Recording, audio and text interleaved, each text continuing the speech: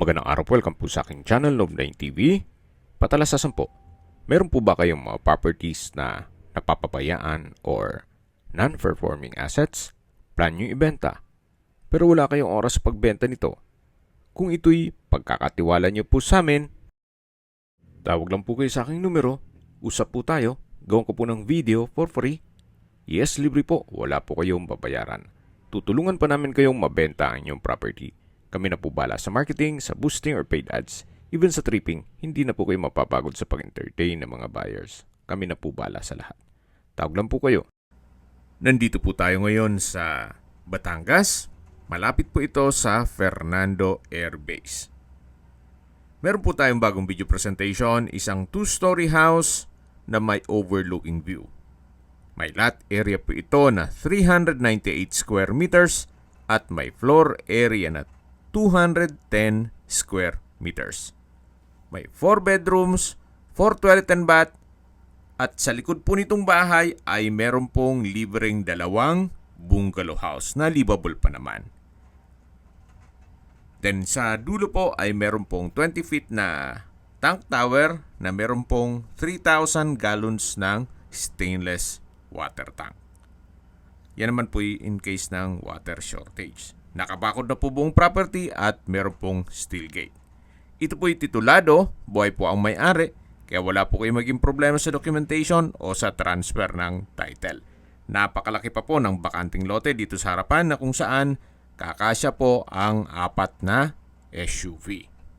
Ito po'y along Barangay Road at may access na rin ng tubig, kuryente at internet provider. Gawa ng marami na rin pong kabahayan dito.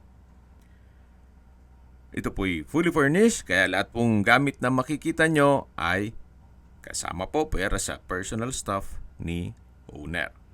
Halos hindi naman po ito natirhan gawa ng nasa ibang bansa po sila. Welcome po dito sa bahay ni Ma'am at Sir, kung saan ito po yung living area o salas na may wooden sofa set, may ceiling fan, pin lamps, tile flooring. Then dito naman po yung breakfast nook na may high chair, then pendant lamp. At yan po yung formal kitchen. May kitchen countertop, wall-mounted kitchen cabinet. Then may refrigerator. Hanggang dito po ay naka-tile flooring. Meron din pong storage ng kitchen utensils. Stainless sink with faucet. At may pass-through window. May gas range and range hood. At dito naman po yung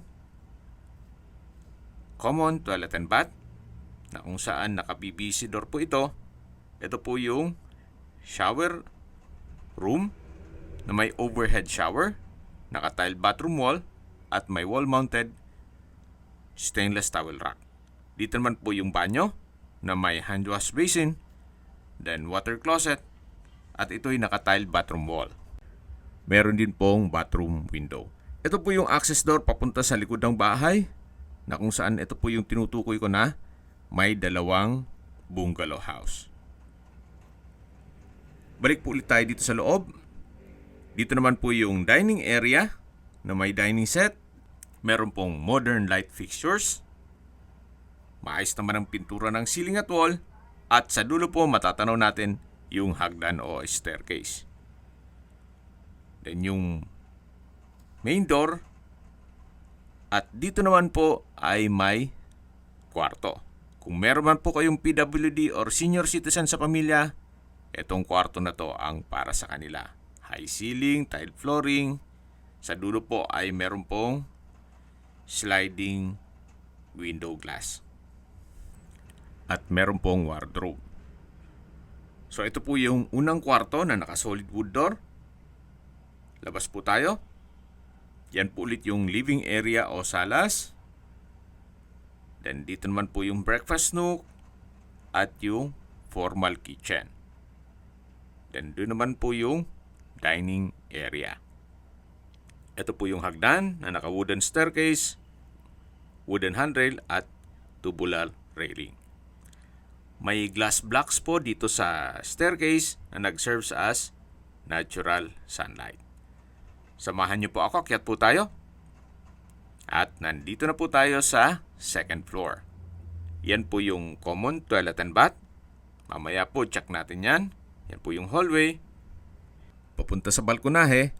At check po muna natin itong master bedroom. May split type aircon. Customized headboard. Owning type window glass. With blinds. Then wooden design itong tile flooring. At dito naman po yung walk-in closet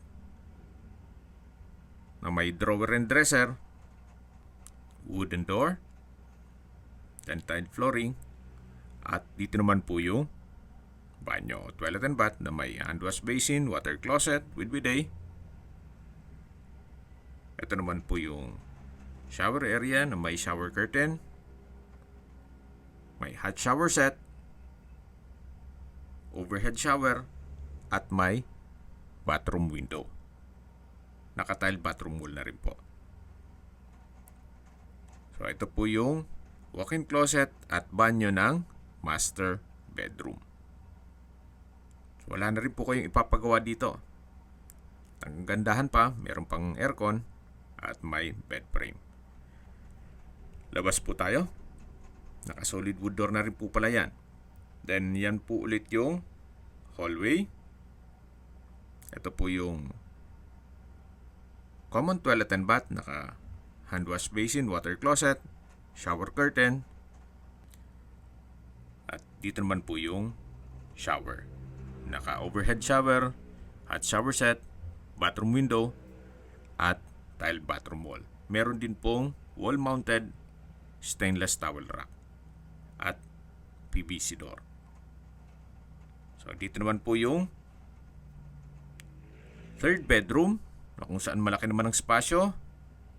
May split type aircon, may bed frame and mattress, naka-tile flooring, at maayos naman po ang pintura nito.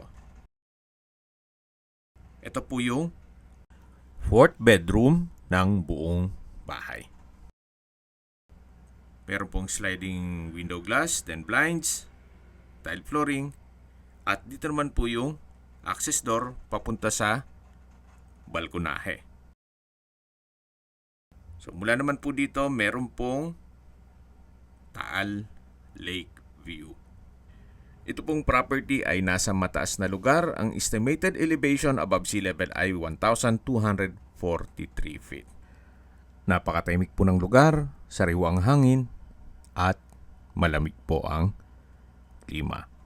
Yan po yung Barangay Road, kaya accessible din po ito ng public transportation. Balik po ulit tayo dito sa loob. Yan po yung access door, naka-solid wood. Then dito naman po yung hallway. Yan po yung fourth and third bedroom. Then sa dulo naman yung master bedroom. At dito naman po yung hagdan na spiral stairs. Ito naman po ay papunta sa roof deck. Akyat po tayo. Then dito po sa taas ay may solid wood door. Then aluminum screen door. At nandito na po tayo sa PU deck. Naka-tile flooring, may tubular railing, then may kubo. Napakaganda po. Yan po, tunghayin nyo po itong kapaligiran kung saan napakaaliwalas. Yan po yung Taal Volcano at Lake. Then meron din pong overlooking view ng Mount Makulot. So zoom po natin ang Taal Lake. Then dito naman po sa kabilang side ay yung Mount Makulot. At habang pinagmamasdan niyo po ito, pag-usapan natin ang distance, location at travel time. Mula po sa Fernando Air Base, ang distance is 4.1 kilometers at ang travel time is 10 minutes. Mula naman po sa De La Salle at Robinsons Mall, Lipa, ang distance is 6.9 kilometers at ang travel time is 20 minutes. Mula naman po sa Lipa Medics Hospital, ang distance is 7.8 kilometers at ang travel time is 23 minutes. Yan po yung lagi kong binabanggit sa aking video na dapat nyo i-consider sa paghanap ng property yung meron pong malapit na hospital. Hindi ko naman po sinasabing sakitin kayo. Yan naman po for emergency purpose lang naman. At mula naman po sa SM Lipa, ang distance is 9.6 kilometers at ang travel time is 27 minutes. Mula naman po sa Manila o sa airport, ang distance is 78.3 kilometers at ang travel time is 1 hour and 20 minutes. Sa mga nag-skip po ng video, summarize ko lang po, may lot area po ito na 398 square meters. May floor area na 210 square meters. May 4 bedrooms, 4 toilet and bath. May view deck, fully furnished, at along Barangay Road. Tungkol naman sa dokumento nito, ito po'y titulado, buhay po ang may-ari, kaya wala po kayong maging problema sa documentation o sa transfer ng title. Halos hindi naman po ito natirahan ni owner gawa ng nasa ibang bansa po sila. At check na po natin yung tinutukoy ko na bungalow house. Ito naman po hindi na sinama sa computation sa pagpresyo ni owner. For free na po yan. At konting ayos lang po, pwede pong gawing guest house. Yan po yung common toilet and bath hanggang sa dulo po ang property. Okay, sa presyo na po tayo. Binebenta po ito ni owner sa halagang 9.8 million pesos net. Ibig mong sabihin, si buyer na po ang sasagot sa lahat ng taxes at expenses with regard to documentation. Ito pong kubo sa dulo ay hindi nakasama yan. Itong dalawa lang po. Itong maliit na yellow house at dito naman yung pangalawang bungalow house. Ito yung common toilet and bath, itong color orange, at yan naman po yung back view ng 2-story house. Matatanaw naman natin yung kubo. So may mga split type aircon na rin po. Kaya hindi nyo na kailangan magpalagay ng aircon. May libre na. Then dito naman po yung setback na papunta naman sa harapan ng bahay na kung saan pagdating po natin dito ay yung garahe na. At matatanaw naman yung steel gate. Kung may mga katanungan po kayo, tawag lang po kayo sa aking numero. At sa mga kababayan naman natin nasa ibang bansa, meron po akong WhatsApp, Viber, at Telegram. Same number lang po, 0917-316-3399. Sa mga nagtatanong naman po ng aming Facebook, meron po aming Facebook page na Nov9TV at Facebook Real Video. Meron din pong TikTok at Instagram. May ibang YouTube channel po kami, the Nov9TV channel, Nov9TV Listings, Nov9TV On The Spot, Nov9TV Updates, at Nov9TV House Rental. Sana po naibigyan nyo ang video presentation. Paki-like and subscribe na lang po sa aking channel para ma-update din po kayo sa aking future listings. Kung sakali po hanap nyo yung mas malaking sukat ng lupa, meron din po kami ibang listings na pwede nyong pagpilian. Huwag po kayong mag-atubiling tumawag sa amin. Then, let us know your budget para malaman namin kung anong property pwede naming ilog sa inyo. Sa lahat pong viewers, subscriber at nagtiwala po sa amin, salamat po sa suporta. Ingat po kayo lagi at yung pamilya. Maraming salamat po.